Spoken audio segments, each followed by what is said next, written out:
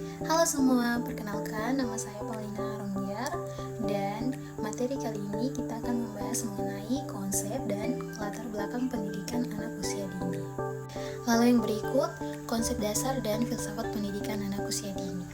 Pada dasarnya, konsep dasar PAUD tidak bisa dilepaskan dari filsafat PAUD. Bahkan mustahil berbicara tentang konsep tanpa filsafat. Karena filsafat adalah dasar dari sebuah konsep. Filsafat PAUD adalah spesifikasi dari filsafat pendidikan, dan filsafat pendidikan merupakan spesifikasi dari filsafat umum dan ataupun filsafat ilmu. Filsafat PAUD juga dapat dimaknai sebagai pandangan atau pendapat maupun gagasan para filsuf di bidang pendidikan anak usia dini. Nah, teman-teman, penelitian di bidang psikologi perkembangan anak secara baru muncul pada permulaan abad ke-20. Menurut The Mouse, pada tahun 1974, dalam bukunya Janet Black dan kawan-kawan, pada tahun 1992, dahulu terdapat sekelompok peneliti yang bersama masyarakat mengumpulkan tulisan-tulisan kuno peninggalan masyarakat Eropa Barat. Nah, yang sekiranya dapat menggambarkan sikap seseorang terhadap anak usia dini, atau biasa disebut ketika itu anak prasekolah. Setelah mengadakan analisis dari zaman purba sampai sekarang, mereka membaginya menjadi 6 kategori. Nah, teman-teman, yang pertama yaitu sebelum Masehi sampai abad ke-14, anak usia dini disebut infanticidal.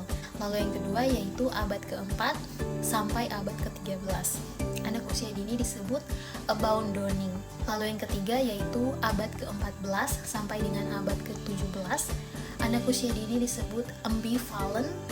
Lalu yang keempat yaitu pada abad ke-18. Lalu pada abad ke-19 sampai dengan pertengahan abad ke-20, dan terakhir yaitu abad ke-20. Anak usia dini disebut helping atau bantuan. Nah, selanjutnya yaitu konsep pendidikan anak usia dini. Pertama, definisi dan ruang lingkup pendidikan PAUD. Pendidikan anak usia dini atau PAUD dapat didefinisikan sebagai pembelajaran yang disesuaikan dengan tahap perkembangan anak usia dini, yaitu usia 0 hingga 6 tahun. Ruang lingkup pendidikan PAUD dapat meliputi berbagai aspek seperti yang pertama, perkembangan fisik, lalu yang kedua, perkembangan kognitif, lalu yang ketiga yaitu pengembangan bahasa, yang berikut adalah pengembangan sosial dan emosional, terakhir yaitu pengembangan nilai dan moral. Nah, masih tentang konsep pendidikan anak usia dini. Yang pertama yaitu prinsip-prinsip pendidikan PAUD.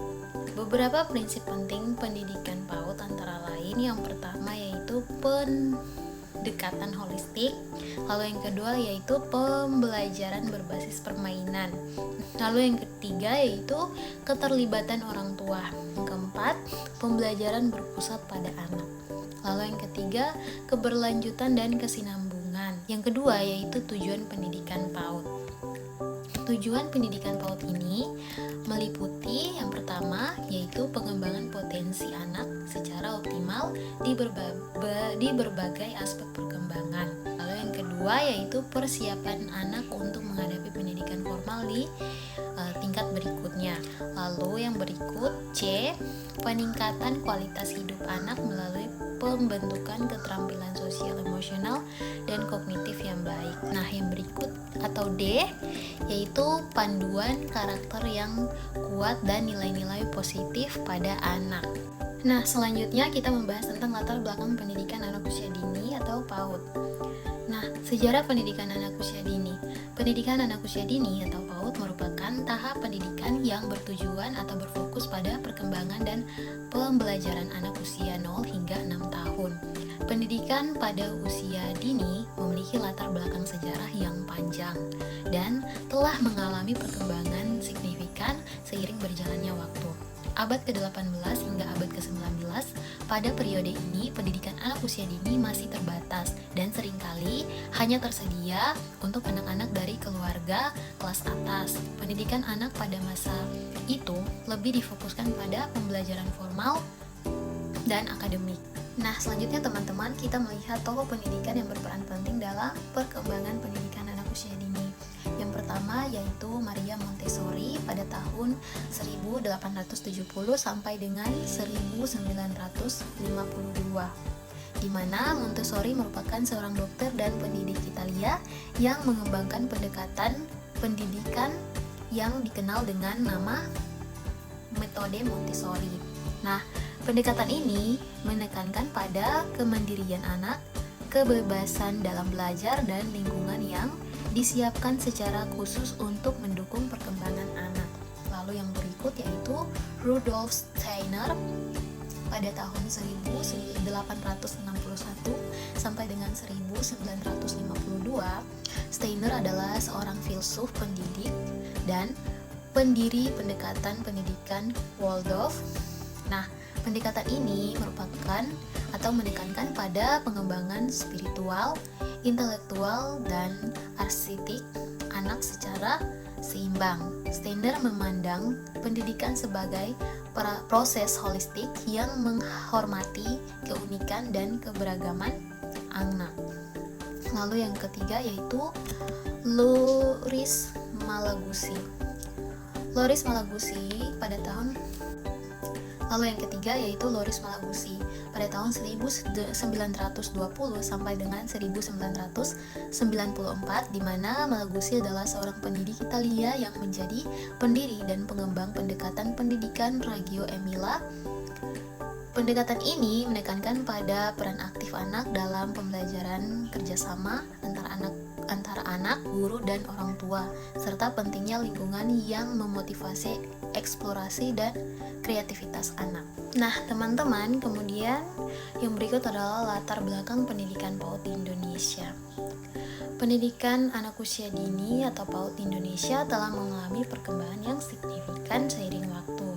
Kemudian di sini adalah beberapa poin penting dalam sejarah perkembangan pendidikan PAUD di Indonesia. Yang pertama yaitu era kolonial. Lalu yang kedua atau B yaitu era kemerdekaan. C pada tahun 1970-an, pemerintahan Indonesia mengadopsi pendekatan holistik dan terpadu dalam pendidikan anak usia dini yang dipengaruhi oleh prinsip-prinsip Montessori dan Reggio Emilia. D. Tahun 1990-an, pendidikan anak usia dini mulai diakui secara resmi sebagai jalur pendidikan yang penting dalam sistem pendidikan nasional. Nah, dan bagian E, pada tahun 2009, pemerintah meluncurkan Gerakan Nasional Pendidikan Anak Usia Dini atau yang disebut GNPAUD. Kemudian yang kedua yaitu kebijakan pemerintah terkait pendidikan PAUD. Pemerintah Indonesia telah mengeluarkan berbagai kebijakan terkait pendidikan anak usia dini, dan beberapa kebijakan tersebut antara lain yang pertama yaitu Impres nomor 1 tahun 1994 tentang pendidikan anak usia dini. Yang kedua yaitu Undang-Undang nomor 20 tahun 2003 tentang sistem pendidikan nasional. Lalu yang berikut atau C, Permendikbud nomor 137 tahun 2014 tentang standar nasional pendidikan anak usia dini. Selanjutnya ada kurikulum dan metode pembelajaran dalam PAUD. Nah, yang pertama yaitu kurikulum pendidikan PAUD di Indonesia. Beberapa kurikulum yang digunakan dalam PAUD di Indonesia antara lain ada kurikulum 2013, lalu yang kedua yaitu kurikulum berbasis kompetensi atau KBK. Lalu C yaitu kurikulum tematik. Beberapa metode pembelajaran yang umum digunakan dalam PAUD di Indonesia antara lain pembelajaran berbasis bermain, kemudian pembelajaran tematik, pembelajaran kolaboratif, dan pembelajaran melalui seni dan kreativitas. Dan kemudian pengembangan kreativitas dan karakter anak melalui pendidikan PAUD. Beberapa pendekatan yang digunakan dalam pendidikan PAUD untuk mencapai tujuan tersebut antara lain stimulasi kreativitas. Lalu yang berikut yaitu pembelajaran karakter terakhir atau bagian C yaitu penggunaan cerita dan dongeng. Kesimpulan, Pendidikan anak usia dini atau PAUD adalah pendidikan untuk anak usia dini yang memiliki tujuan dan manfaat untuk mempersiapkan mereka secara holistik.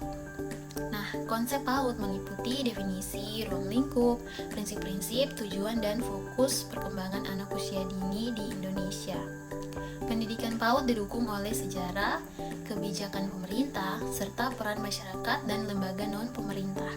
Kurikulum PAUD berbasis pada pengembangan anak dan metode pembelajarannya melibatkan bermain, seni, musik, gerakan, dan teknologi pendidikan.